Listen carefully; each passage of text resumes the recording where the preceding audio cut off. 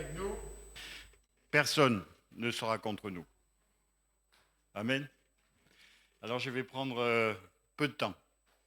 Alléluia. Je vais prendre quelques minutes je vais demander aux frères de venir autour de la table pour la distribution après. Et donc je vais commencer par un verset qui c'est dans le livre des Corinthiens, le deuxième Corinthiens, donc chapitre 6, verset 16 jusqu'au 7, verset 1. Allez-y les frères, mettez-vous autour de la table. Ça va ce matin ? 2 Corinthiens, chapitre 6, verset 16, je commence. Quel rapport y a-t-il entre le temple de Dieu et les idoles ? Car nous sommes le temple du Dieu vivant. Amen. Comme Dieu l'a dit, j'habiterai, je marcherai au milieu d'eux, je serai leur Dieu, ils seront mon peuple. Alléluia. C'est pourquoi sortez du milieu d'eux et séparez-vous, dit le Seigneur. Ne touchez pas ce qui est impur et je vous accueillerai. Je serai avec vous, je serai pour vous un père et vous serez pour moi des fils et des filles, dit le Seigneur Tout-Puissant. Ayant donc cette promesse bien-aimée, purifions-nous de toute souillure de la chair et de l'esprit, en achevant notre sanctification dans la crainte de Dieu. Amen. Frères et sœurs, Dieu est bon. Il est très bon. Très, très bon. Alléluia. Il est riche en miséricorde et son amour surpasse toute chose. Alléluia. Toutefois, la Bible nous rappelle que c'est à la sanctification de l'esprit que nous sommes appelés. Alléluia. Amen. 1 Pierre, chapitre 1er, verset 2.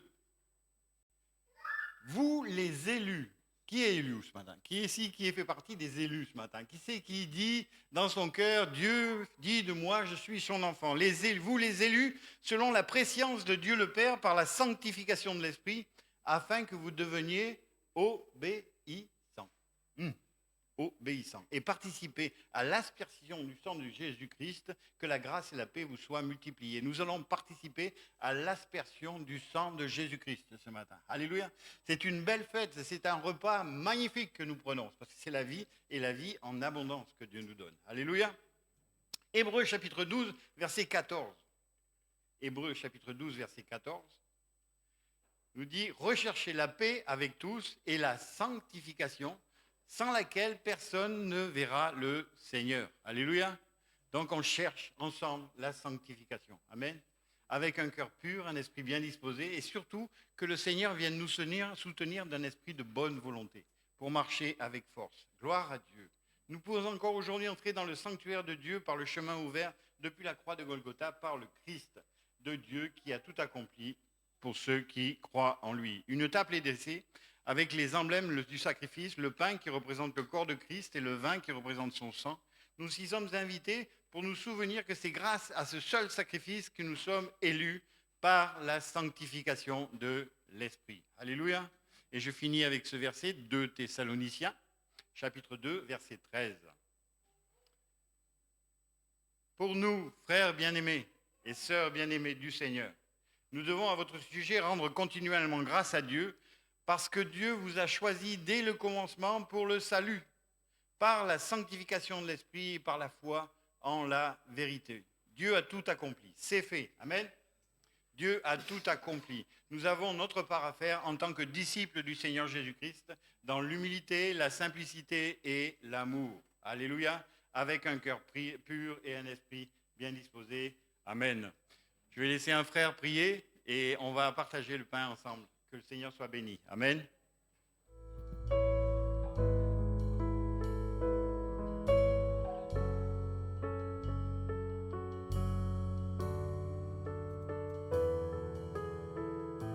Si je me tais, oh, j'apprendrai à écouter la voix du bon berger.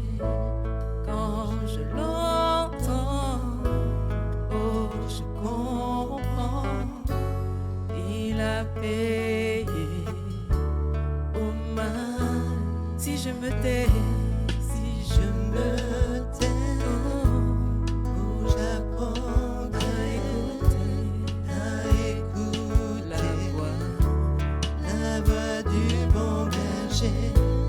Quand je l'entends, oh,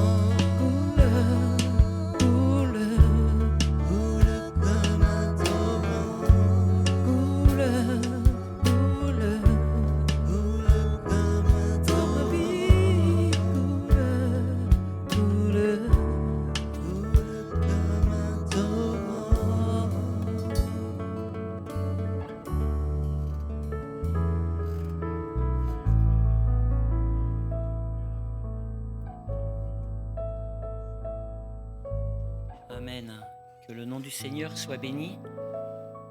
Voilà, nos cultes ne sont pas obligés de se ressembler. Je suis conduit par l'Esprit de Dieu pour que nos cœurs puissent être prêts à recevoir la parole de Dieu, à l'écouter et avoir cet enchaînement entre ce temps de louange et nos cœurs qui sont prêts, réchauffés, et puis ce temps d'écoute comme nous l'avons changé. Voilà, chanter, c'est bien de prendre du temps et d'écouter, d'avoir le cœur et les lèvres suspendues à ce que Dieu veut nous dire ce matin. Alléluia. Que le nom du Seigneur soit béni. Voilà, je vais demander à Jean-Pierre de s'approcher et que chacun de nous puisse recevoir sa part de manne ce matin que Dieu a prévu pour chacun de nous. Amen. Alléluia, merci Seigneur pour cette introduction. Au travers de ce chant, j'aimerais qu'on puisse remettre la première strophe. Et si quelqu'un avait un doute que ce culte n'était pas conduit par le Saint-Esprit ou était conduit par le Saint-Esprit, eh bien ce matin, je vais vous en donner une preuve. Si je me tais, oh j'apprendrai à écouter la voix du bon berger. Quand je l'entends, oh je comprends qu'il a payé pour ma liberté. J'ai presque envie de me taire ce matin. Parce que je crois que ce qui est important, c'est que nous entendions la voix du bon berger. Pas la voix d'un homme, pas ma voix, mais la voix du bon berger. Pour prendre quelques instants, pour entrer en nous-mêmes et dire dans cette prière secrète, Seigneur, parle-moi ce matin. Parle-moi.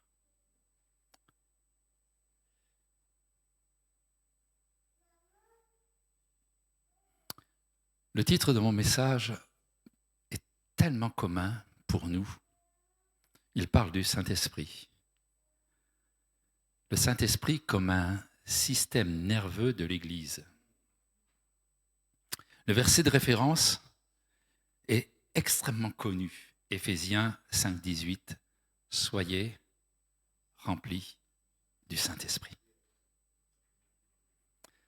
On pourrait s'arrêter là ce matin. Soyez remplis du Saint-Esprit. Au-delà de toute chose,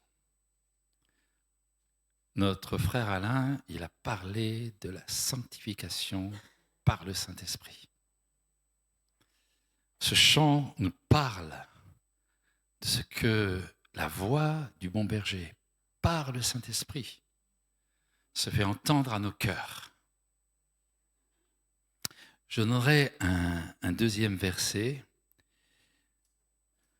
pour exprimer un peu ce que nous formons ensemble et de l'importance que chacun d'entre nous soit rempli du Saint-Esprit. Nous sommes un corps. Et dans Colossiens 2, verset 16, il dit que personne donc ne vous juge au sujet du manger, du boire, au sujet d'une fête, d'une nouvelle lune ou des sabbats. C'est l'ombre des choses à venir, mais le corps est en Christ. Qu'aucun homme, sous une apparence d'humilité, par un culte des anges, ne vous ravisse à son gré le prix de la course, tandis qu'il s'abandonne à ses visions et qu'il est enflé d'un vain orgueil par ses pensées charnelles, sans s'attacher au chef, sans s'attacher à Jésus, dont tout le corps, assisté et solidement assemblé par des jointures et des liens, tire l'accroissement que Dieu donne. Et nous réalisons par là même que nous avons besoin d'être remplis du Saint-Esprit pour être ce corps qui est bien coordonné pour pouvoir vivre de belles choses en Jésus. Je suis conscient que nous vivons dans une époque compliquée. Notre frère, pasteur Jean-Luc, le disait. Je suis conscient que les enjeux dans notre contexte et les signes alarmants que nous entendons dans notre génération, eh bien, ça impacte l'Église et ça donne d'une manière évidente et incontestable que nous sommes véritablement dans la fin des temps.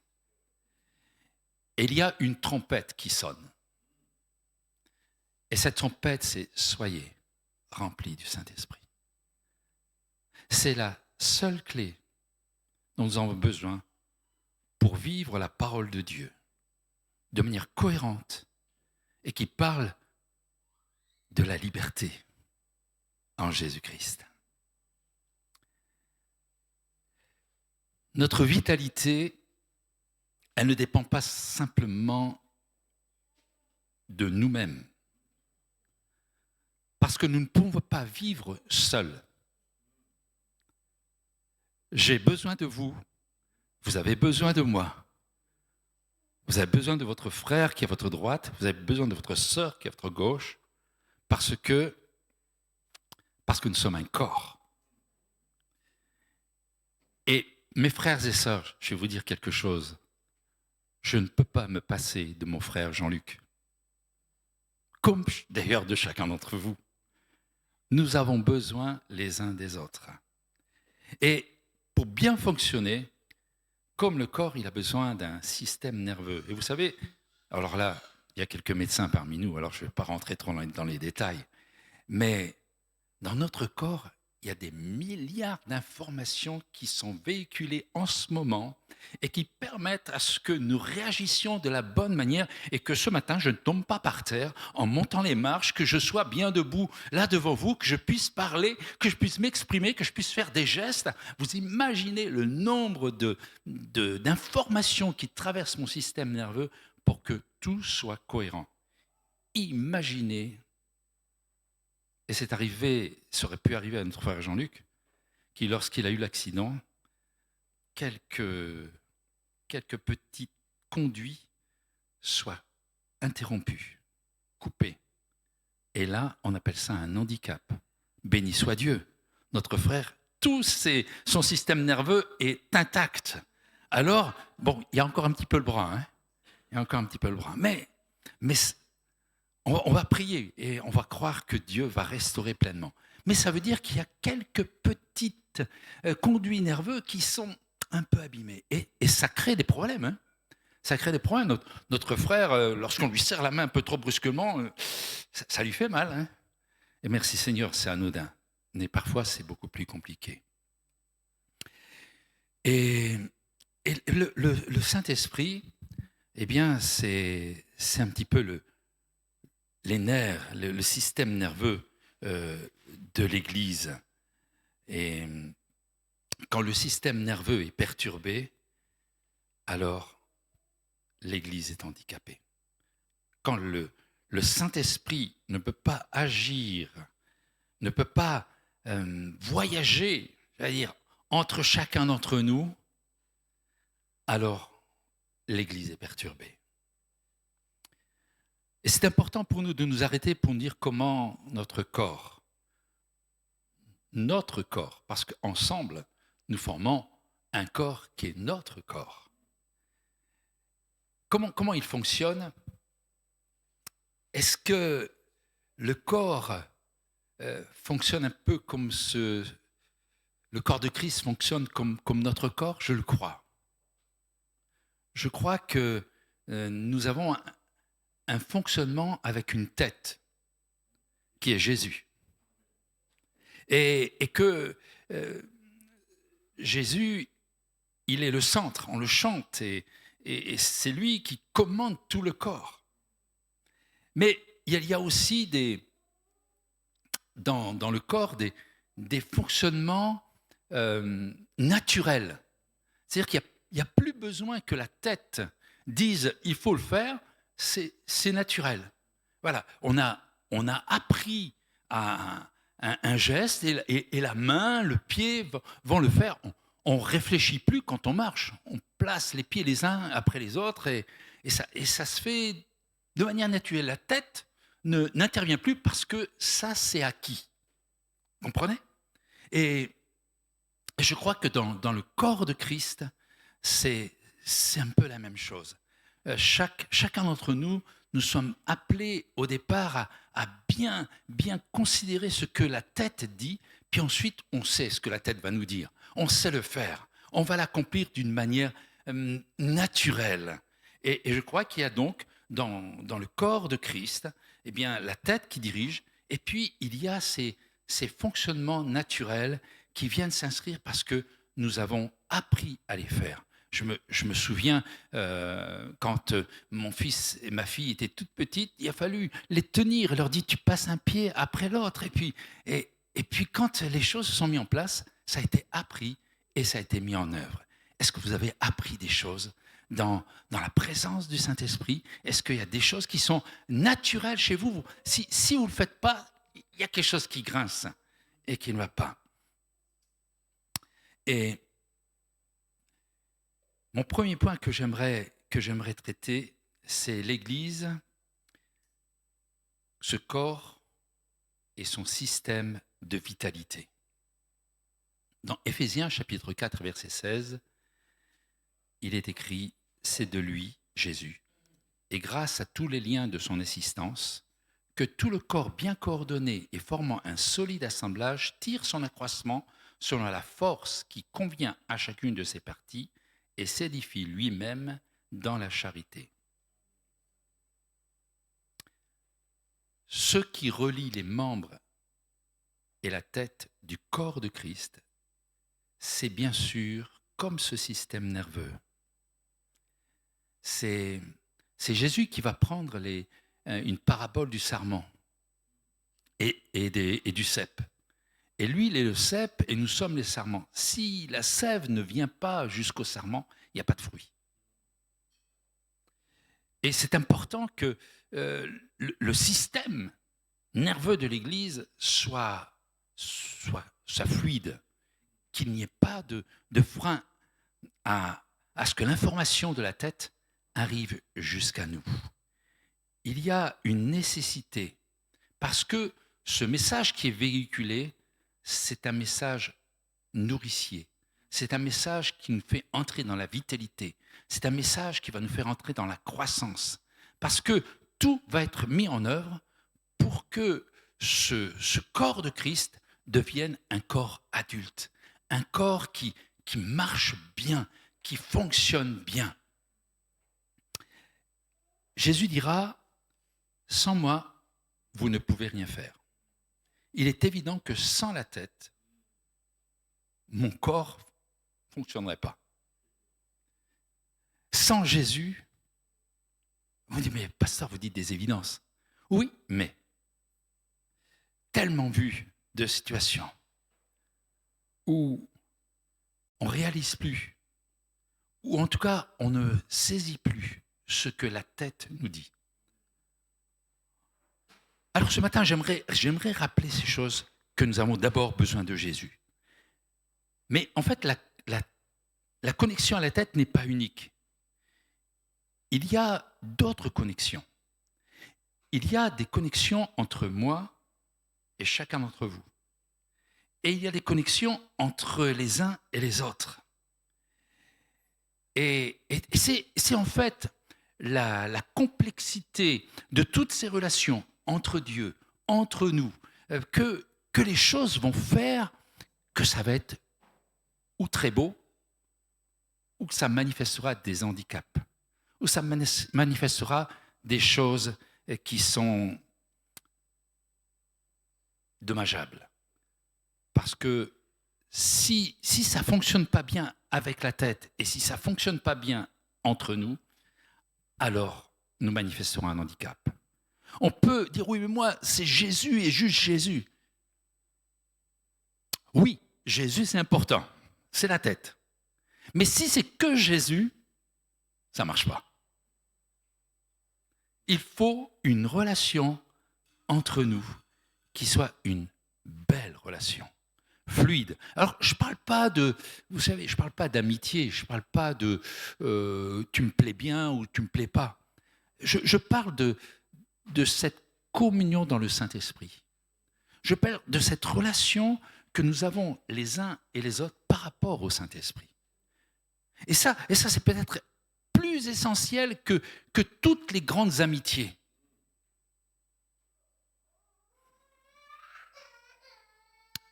L'apôtre Paul écrira dans 1 Corinthiens chapitre 12 concernant, on peut le lire d'ailleurs, chapitre 12 et verset 11, « Un seul et même esprit opère toutes ces choses, les distribuant à chacun en particulier comme il veut. » Il y a une diversité qualité de distribution de messages et je sais que la tête ne dit pas la même chose au pied qu'elle le dit à la main.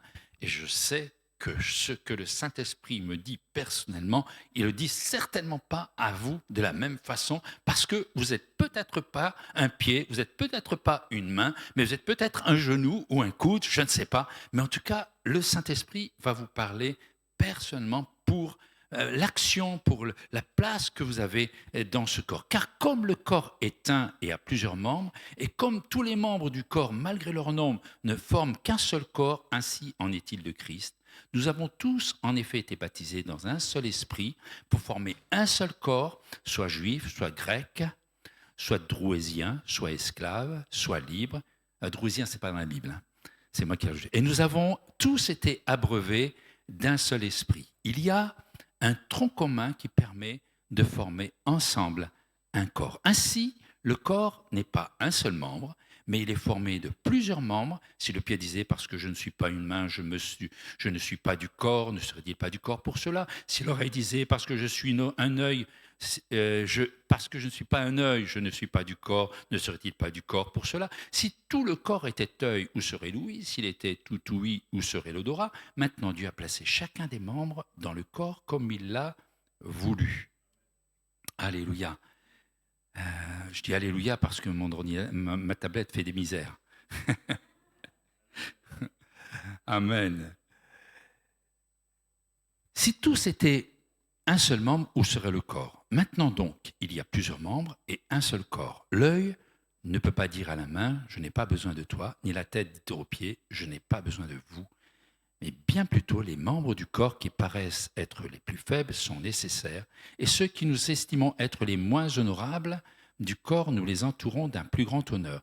Ainsi, nos membres sont les moins honnêtes reçoivent le plus d'honneur, tandis que ceux qui sont honnêtes n'en ont pas besoin. Dieu a disposé le corps de manière à donner plus d'honneur à ceux qui en manquaient, afin qu'il n'y ait pas de division entre le corps, mais que les membres aient également soin les uns des autres.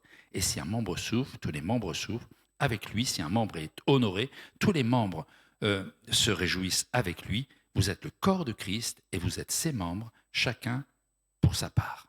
Oh, moi, je trouve ce passage fabuleux, même si je m'interroge sur l'honnêteté. Mais ça, ce n'est pas le sujet de mon partage de ce matin. Donc, ce corps, il est un ensemble. Et mes frères et sœurs, vous ne pouvez pas faire sans moi. Mais moi, je ne peux pas faire sans vous.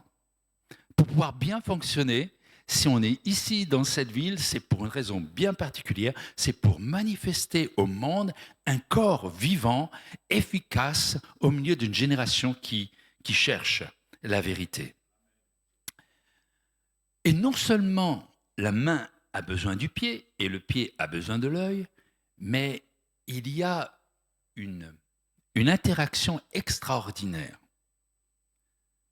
Il y a parmi nous des frères, au moins un frère, je connais aussi une sœur, qui ont des problèmes de vue.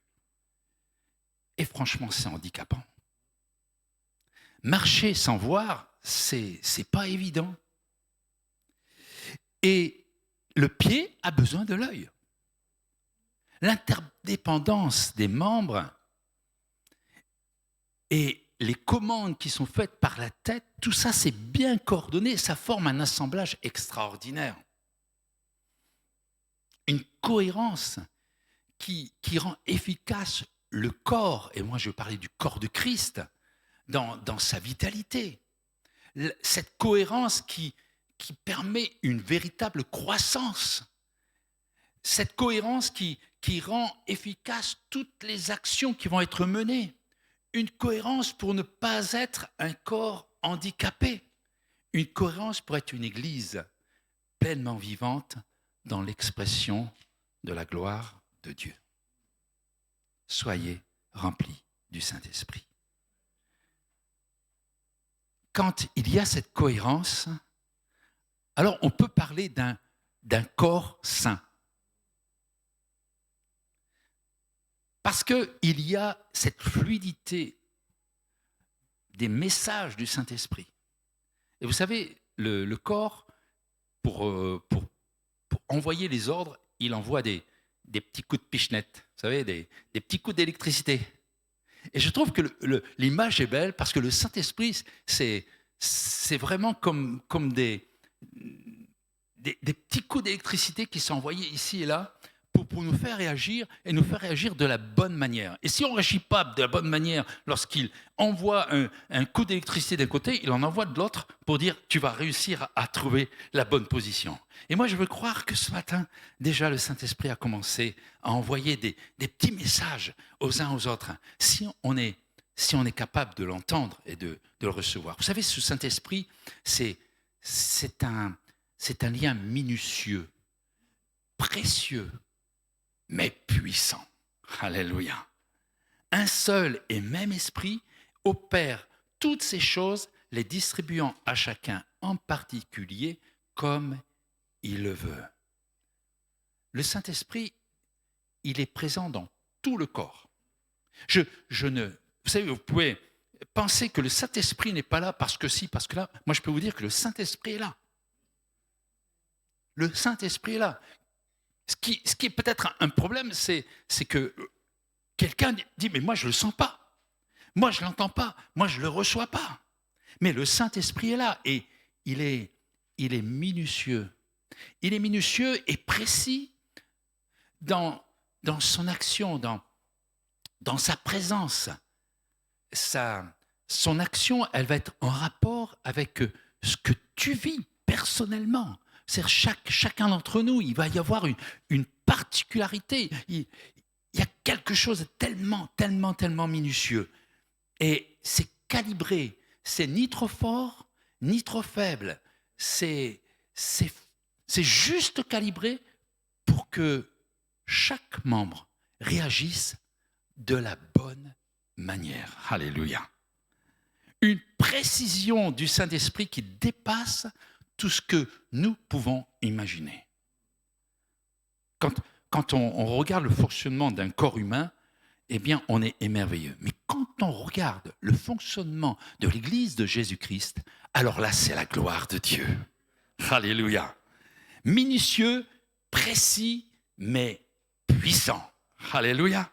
La puissance du Saint-Esprit, c'est la puissance de Dieu. Il n'y a rien de comparable. On a chanté ce matin, incomparable, admirable. Alléluia, merci mon frère. Oui, mais vous avez reçu une puissance. Acte 1, verset 8. Le Saint-Esprit survenant sur vous, et vous serez mes témoins à Jérusalem, dans toute la Judée, dans la Samarie, jusqu'aux extrémités de la terre et jusqu'à Dreux. Alléluia. Si le système est en bon état, alors tout va bien. Si chaque membre est en bon état, alors tout va bien. Alléluia. Il y a une cohérence parfaite dans les actions du corps et l'Église, elle est belle, elle est glorieuse, elle manifeste la gloire de Dieu. Et c'est important pour nous. Parce que je veux rester en positif en disant, mais quel est notre état? Quel est notre état de santé? Je parle de l'Église.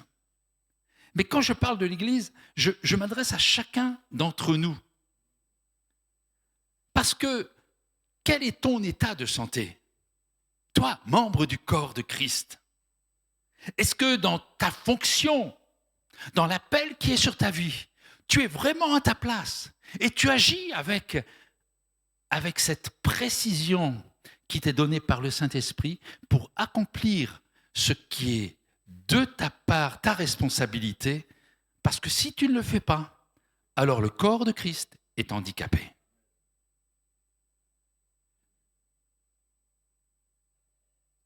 Vous mesurez la responsabilité sur ta vie. Si le corps ne fonctionne pas correctement, est-ce que tu as une part de responsabilité? Si le corps fonctionne bien, alors réjouis-toi parce que tu as une part dans cette gloire de Dieu. Alléluia, par l'Église. Ce qui m'a poussé à parler une fois encore du Saint-Esprit, c'est qu'une certaine forme d'insensibilité est en train de gagner le peuple de Dieu. C'est pas nouveau. C'était déjà au temps de l'Église primitive. Mais je crois que les temps dans lesquels nous sommes sont des temps difficiles. Alors, c'est un mot qu'on répète souvent concernant les temps, mais plus qu'on ne le croit, les influences dans notre génération sont terribles. Et elles vont provoquer des insensibilités au Saint-Esprit. Paul dira aux Romains au chapitre 8 et verset 5, « Ceux en effet qui vivent selon la chair s'affectionnent aux choses de la chair, tandis que ceux qui vivent selon l'Esprit s'affectionnent aux choses de l'Esprit. Et l'affection de la chair, c'est la mort, tandis que l'affection de l'Esprit, c'est la vie et la paix. » Mes frères et sœurs, nous sommes fragiles. Amen? Non? Nous sommes fragiles. Nous sommes fragiles et nous sommes vulnérables. Je suis persuadé que ce matin, si on osait, on dirait qu'on a tous vécu dans notre vie d'enfants de Dieu des temps de difficulté avec cette sensibilité au Saint-Esprit dégradé. Dimanche passé, je ne sais pas si elle est là, Maëlle. Elle est là. Mais elle a dit quelque chose. Elle a eu du courage. Elle est très, très courageuse. Mais elle a dit une grande vérité. Elle a dit, je suis tombée.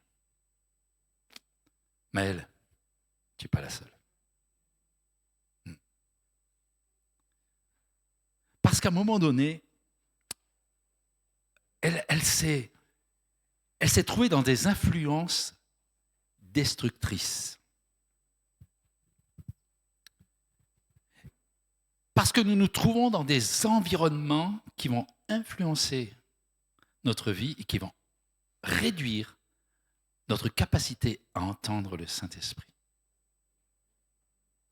Alors on va dire, j'irai plus à cet endroit-là, j'irai plus à cet endroit parce que je sais que si je vais là, ça va être compliqué et difficile. Parce que dans ces environnements-là, et ils sont multiples, parfois c'est même dans nos foyers, c'est devant nos écrans de télévision, devant nos smartphones, devant notre ordinateur. Et nos yeux sont aveuglés, brûlés par les ultraviolets du malin. Vous savez, on ne se rend pas compte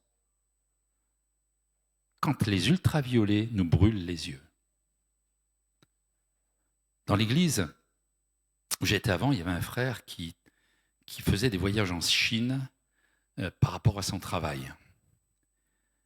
Et en Chine, quand il change et déménage les bureaux, il désinfecte. Et vous savez avec quoi il désinfecte?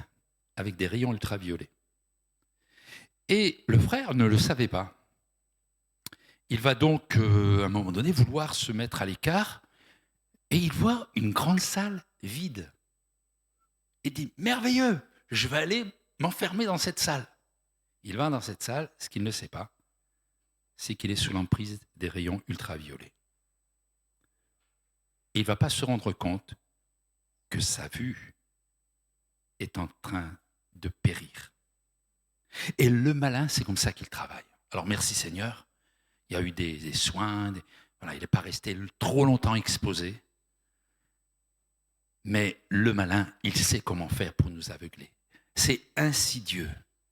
Nos oreilles, elles sont saturées par les bruits du monde. Nos papilles, elles ont goûté à des fruits de la convoitise. Ah non, moi jamais. Ne dis jamais, jamais. Fontaine, je ne boirai pas de ton eau. La sensibilité de notre peau a été brûlée par l'orgueil de la vie. Et nous avons perdu, petit à petit, la sensibilité au Saint-Esprit. Oh, nous sommes toujours dans l'Église. Nous sommes toujours en train de chanter des cantiques. Nous pouvons même continuer à lire la Bible. Mais le Saint-Esprit n'atteint plus notre cœur. Oh, frères et sœurs, je vous en parle avec connaissance de cause. Et c'est quelque chose qui me fait peur. Parce qu'on ne s'en rend pas compte. C'est insidieux. Et quand on commence à s'en rendre compte, et c'est là, je trouve, pardon Maël de parler encore de toi, mais le courage de le faire. Parce que, en tant que bon chrétien, non, moi je suis trop spirituel. Ça ne peut pas m'arriver. Puis quand ça m'arrive, oh là là, mais qu'est-ce qu'ils vont dire les frères et sœurs? Alors je me cache. Alors je fais semblant. Et on essaye de copier les réactions du Saint-Esprit en jouant sur les émotions, sur l'apparence, voire sur le spectacle, voire sur la comédie. Nous avons appris des belles prières. Et même sans l'assistance du Saint-Esprit, on peut faire des belles prières. On peut prier très fort, on peut gesticuler, on peut faire de belles phrases. Mais la relation, la communion au Saint-Esprit, elle est détériorée. Je parlerai des prédicateurs, parce que je pense que le pire, c'est ma position. On peut avoir un beau don d'orateur, on peut jouer la comédie, on peut faire des beaux messages qui donnent l'impression qu'il y a l'action du Saint-Esprit. Mais en fait, il n'y a rien, juste un homme. Et ça va produire dans le peuple, au milieu du peuple de Dieu, des divisions, des ruptures, des choses. Dire l'Église, ça ne fonctionne pas bien. On va essayer de mettre l'ambiance, on va chercher le fun. Mais le Saint-Esprit n'est pas là.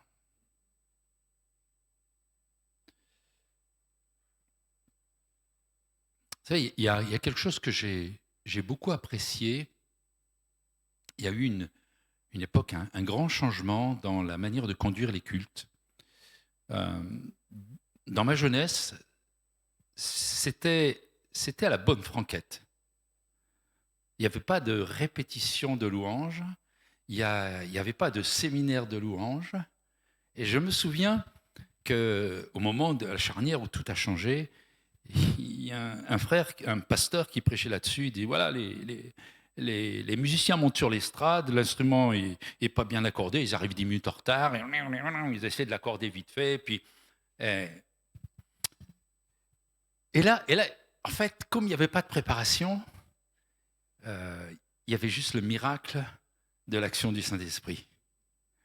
Parce que comme il n'y avait pas de préparation, c'était bien compliqué pour faire bien. Mais aujourd'hui, on peut faire bien sans le Saint-Esprit. Et c'est là peut-être les choses qui sont les plus compliquées pour nous.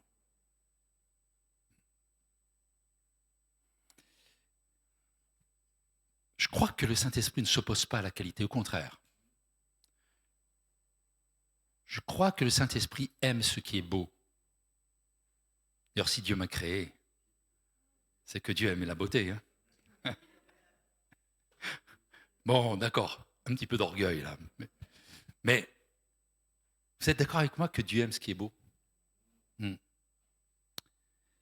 Il aime lorsqu'on est en mesure de faire, qu'on a la bonne compétence, qu'on sait bien faire. Je crois que le Saint-Esprit et le cœur du Père se réjouit lorsque le membre, il est capable de faire sans obligatoirement que la tête lui dise « il faut que tu fasses comme ça ». Mais le membre, lui, il dit toujours « hey, J'ai besoin de ta tête. J'ai besoin de Jésus. J'ai besoin de la présence du Saint-Esprit. Et vous savez, quand le Saint-Esprit est là, et que la compétence est là, et que la préparation est là, il n'y a pas de gloire pour les hommes.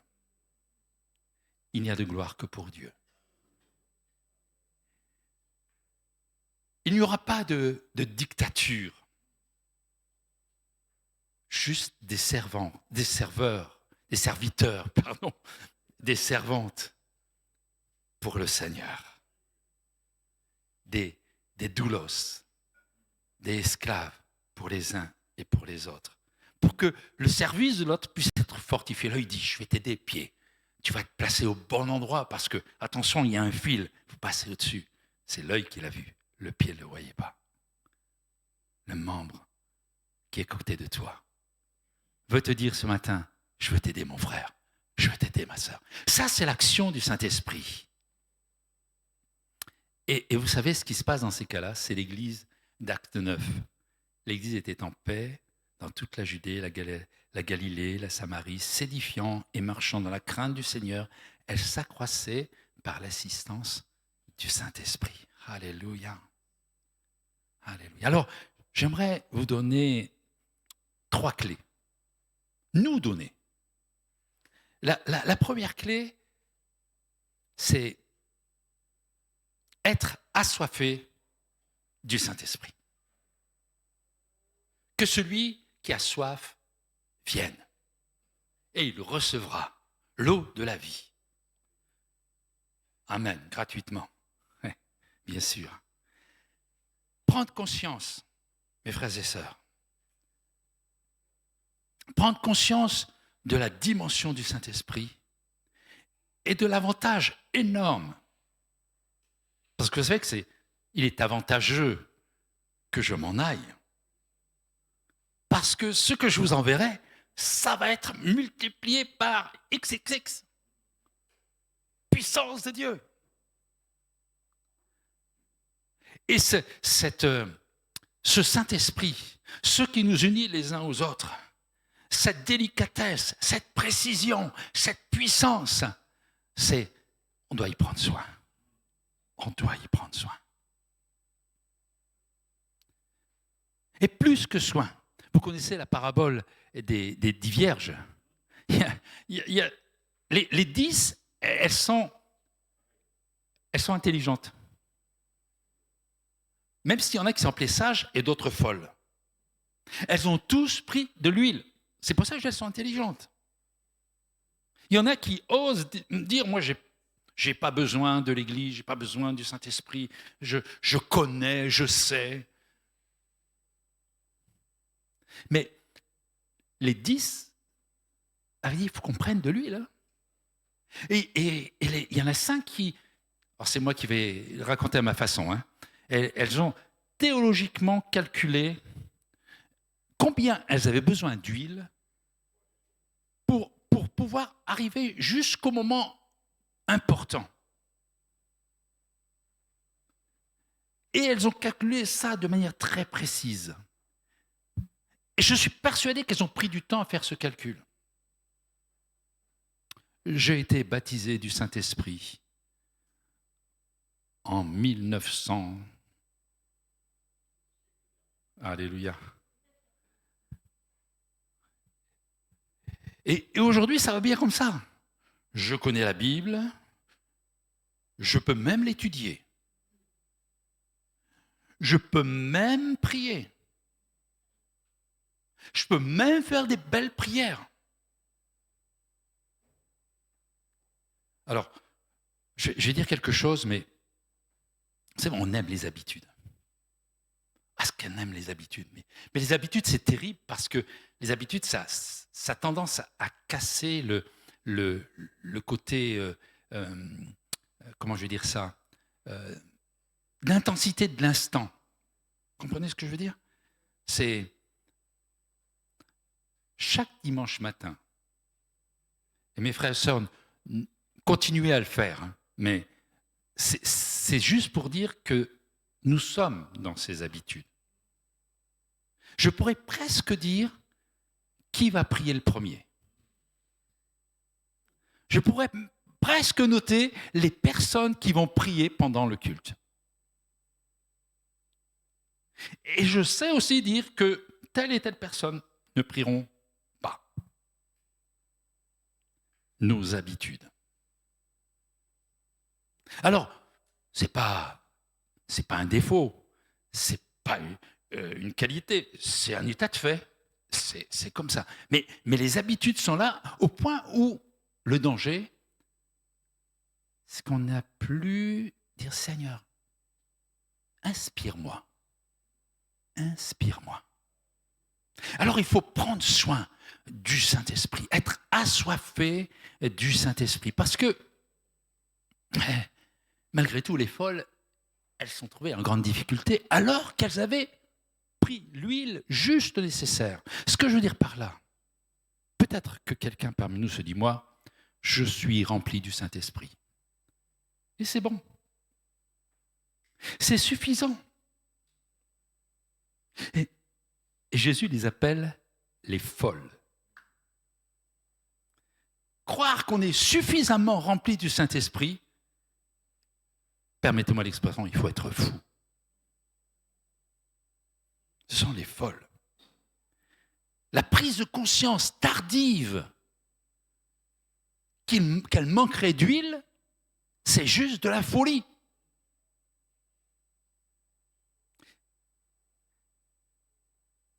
Prendre conscience que nous n'avons jamais suffisamment du Saint-Esprit. Que nous n'avons jamais suffisamment de cette connexion avec la tête par le Saint-Esprit. Heureux les pauvres en esprit, car le royaume des cieux est à eux. Matthieu 5, verset 3.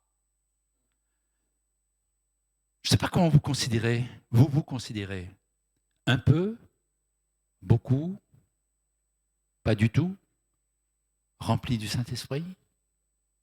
Quelle est votre soif? Est-ce que vous vous sentez saturé de la présence du Saint-Esprit? Pour ma part, non. Je me sens même avec pas assez de Saint-Esprit. Je crie à Dieu qu'il y ait une telle dose de Saint-Esprit que j'ai plus besoin de réfléchir sur la manière dont dois-je faire les choses. Moi, je rêve de ça. Saint-Esprit, remplis-moi pour que, tellement inondé, tellement saisi par ta présence, que faire ce que tu veux, c'est naturel. Tellement rempli que presque plus besoin de la tête parce que les choses se mettent en place naturellement. C'est mon rêve pour ma vie. Je ne sais pas si vous rêvez de cela, mais moi, je souhaite être rempli du Saint-Esprit. Alléluia. Ça, c'est le premier point. Que celui qui a soif vienne. C'est gratuit. Il suffit simplement d'avoir soif. Vous savez qu'il y a des personnes, particulièrement parmi les personnes âgées, et on est dans une période où vous et moi, d'ailleurs j'ai pris une bouteille, j'ai oublié de la mettre avec moi. Je me dis, je vais avoir soif. Mais les personnes âgées, elles ne sentent plus que leur corps a besoin d'eau. Et donc elles n'ont jamais soif.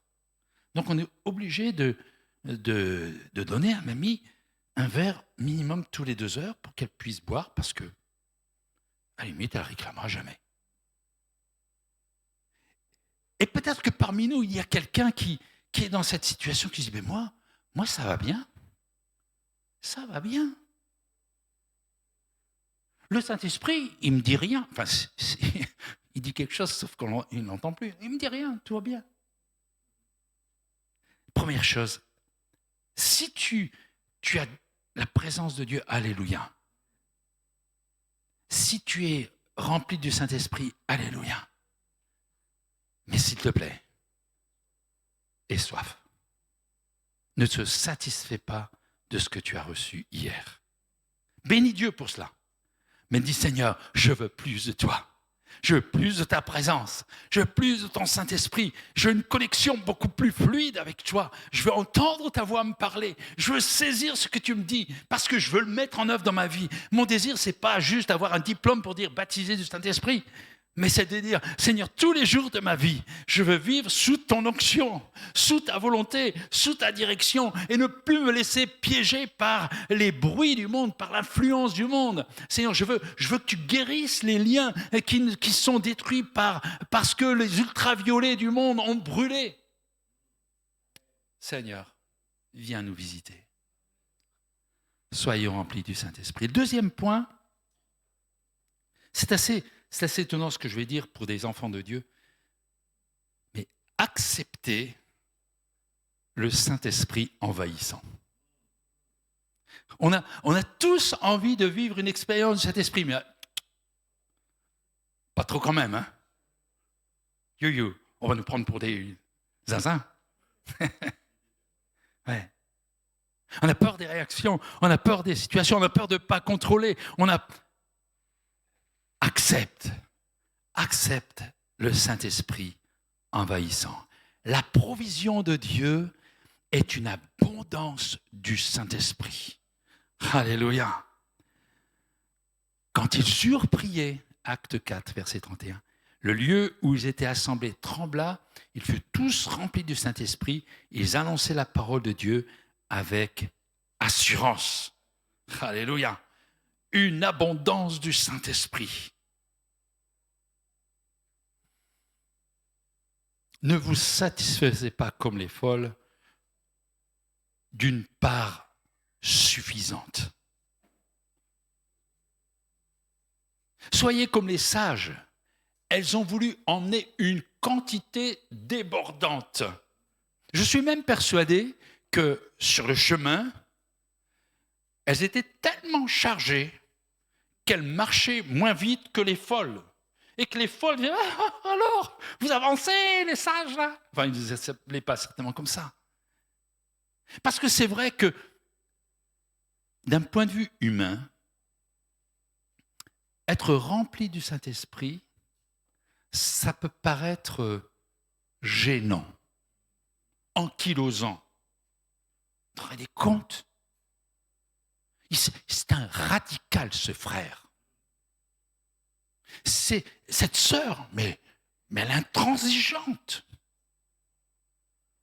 On parle de leur vie parce qu'en fait, quand quelqu'un est rempli du Saint-Esprit, c'est sur sa vie. Il met jamais en cause un frère ou une sœur, ni l'Église, ni un responsable de l'Église. C'est moi, ma responsabilité. Ma responsabilité, c'est d'être rempli du Saint-Esprit. Vous savez, il nous est arrivé d'être mis à l'écart, mon épouse et moi, parce que nous avons donné la première place à Jésus. Parce que nous avons voulu être remplis de la présence de Dieu. Ah oui. C'est vrai que si vous venez chez nous, il n'y aura pas de beuverie. Hein. Il n'y aura pas de paroles déplacées. Il n'y aura pas de moquerie. Il n'y aura pas de critique. Quand je parle de critique, c'est de critique dégradante. Parce que nous sommes des enfants de Dieu et nous voulons écouter la voix du Saint-Esprit. Peu importe ce que les autres diront. Je n'ai jamais trop de la présence du Saint-Esprit. Alléluia. Nous avons besoin. Oh, le temps a passé vite. Hein. Je vais arriver à mon troisième point.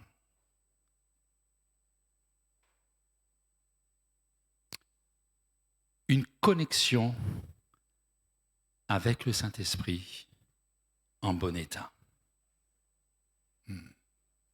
C'est peut-être le point le plus important. Un lien de qualité.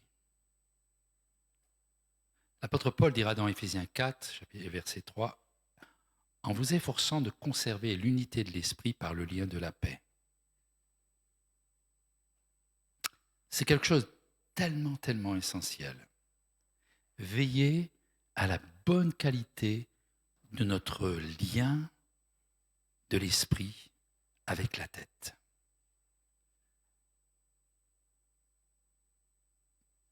Et le premier, vous savez, dans le corps, plus on utilise un élément du corps, plus il devient efficient. Si j'utilise un muscle, il va se développer et il va devenir de plus en plus efficient. Si je ne l'utilise pas, il va se dégrader. Exercez-vous à la communion avec le Saint-Esprit. Exercez-vous à écouter le Saint-Esprit. C'est tellement important. Cet effort, dans l'Apocalypse, il est parlé de ces 7 églises et l'ange parle aux 7 églises. Il ne parle pas à des églises au top de chez top. Hein. D'ailleurs, ça n'existe pas. À toutes les églises, il y a des choses que le Saint-Esprit va dire, ça, il faut le travailler. Et il dit que celui qui a des oreilles entende ce que l'Esprit dit aux églises. Celui qui a des oreilles entende ce que l'Esprit dit aux membres du corps de Christ. Il ne le dit pas une fois, il le dit 7 fois. Et vous savez ce que ça veut dire 7 ? Le chiffre de la perfection, le chiffre de Dieu, une interpellation de Dieu pour l'Église. Exerce-toi à écouter le Saint-Esprit. Le premier amour a disparu. C'est pas grave. Enfin, si, c'est grave. Mais ce qui est important, c'est de savoir écouter. Celui qui a des oreilles entende. Quand la tribulation vient, c'est pas grave. Si tu es capable d'écouter la voix du Saint-Esprit, quand les fausses doctrines s'installent, c'est pas grave. Si tu es capable d'écouter la voix du Saint-Esprit, quand les relations impures s'établissent, quand la vigilance s'amenuise, quand la puissance de Dieu n'est plus manifestée, quand la tiédeur s'installe, que celui qui a des oreilles entende ce que l'Esprit dit aux membres de l'Église. Ce que l'Esprit dit aux églises doit être entendu par toi, mon frère, ma sœur, parce que tu fais partie de cette Église. L'ange ne dit pas à ceux, si vous regardez le texte, ce n'est pas écrit à ceux qui ont des oreilles entendent, mais à celui. En fait, quand il s'adresse à l'Église, il s'adresse à chaque personne individuellement en disant à celui qui a des oreilles. Est-ce que tu as des oreilles, mon frère, ma sœur? Alors, entends, exerce-toi, parce que plus tu vas t'exercer à entendre, et plus tu auras une ouïe fine. Alléluia. Je conclus. Un lien puissant du Saint-Esprit. C'est tellement important. Vous connaissez le proverbe de la corde à 3 fils que cite l'Ecclésiaste.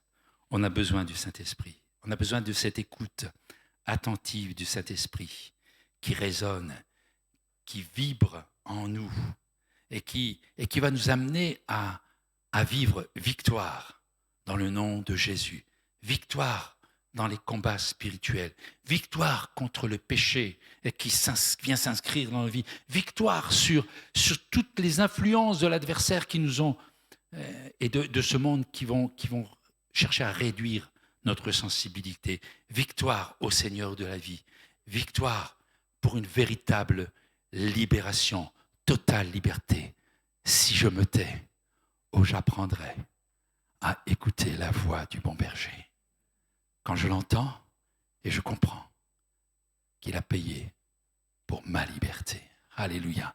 Il n'y a pas de vitalité sans une saturation de la présence du Saint-Esprit. Il n'y a pas de croissance sans une saturation de la présence du Saint-Esprit. Il n'y a pas d'action à impact éternel s'il n'y a pas présence du Saint-Esprit. L'efficacité de l'Église, notre efficacité, ton efficacité, passe par la présence du Saint-Esprit. Sommes-nous inondés du Saint-Esprit? Pas assez. Vous êtes d'accord avec moi? Pas assez. Plus de toi, plus du Saint-Esprit. Vous savez que la crise de notre société, la crise de l'Église dans cette société, c'est la présence du Saint-Esprit. Si la présence du Saint-Esprit est effective,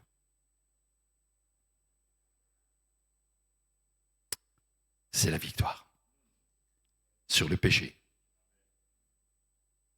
Il n'y aurait plus de pasteurs exclus parce qu'ils ont été déviants dans leur manière de faire. Il n'y aurait plus d'adultère au milieu de l'Église. Il n'y aurait plus de fornication au milieu de l'Église. Il y aurait la victoire. Il n'y aurait plus de pornographie, d'inceste. Jésus. La présence du Saint-Esprit. On peut prier ensemble, je demanderai aux musiciens de venir nous rejoindre, aux choristes pour poursuivre dans ce moment. Seigneur, nous avons besoin de ta présence. Nous avons besoin, Seigneur, d'une onction particulière. Nous avons besoin, Seigneur, d'être visités. Les temps sont difficiles. Savons, Seigneur, que ces temps ne nous poussent pas, Seigneur, à aller vers toi, mais à nous éloigner de toi. Seigneur, on prie, Seigneur, que tu viennes nous visiter. Et que ce message, Seigneur, que tu déposes dans mon cœur et dans le cœur de mes frères et sœurs, ne soit pas simplement un message, mais une puissance d'en haut qui ouvre le ciel pour nous et qui manifeste ta grandeur, parce que nous te dirons, Seigneur, viens, on a besoin de toi, plus du Saint-Esprit, plus de ta présence. À toi la gloire, Père, dans le nom de Jésus. Amen.